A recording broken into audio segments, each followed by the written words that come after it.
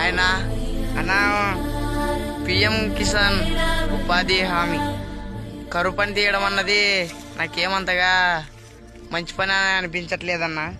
అన్న పొద్దునెళ్ళి మధ్యాహ్నం వరకు చేస్తున్నారు కదన్నా, ఆడేం పని ఉండదన్న కరువు పని. సెలక్పారలు తీసుకొని బోరాలు తీసుకొని ఆడ రెండు సార్లు మన్నేస్తారు.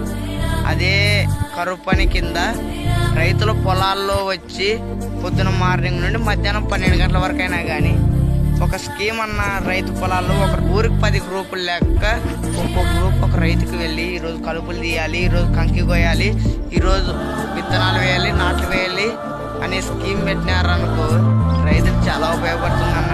రైతులు కూలీలకు డబ్బులు లేక మందాగి ఉరేసుకొని చనిపోతున్నారన్న.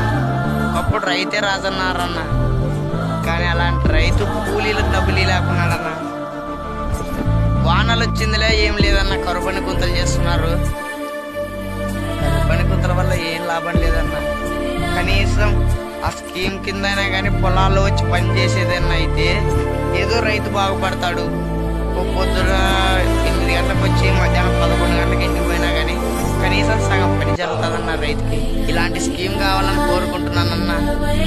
ప్లీజ్ ఈ ఒక్క వీడియోని కేంద్రానికి వెళ్ళేటట్ట షేర్ చేయండి అన్న.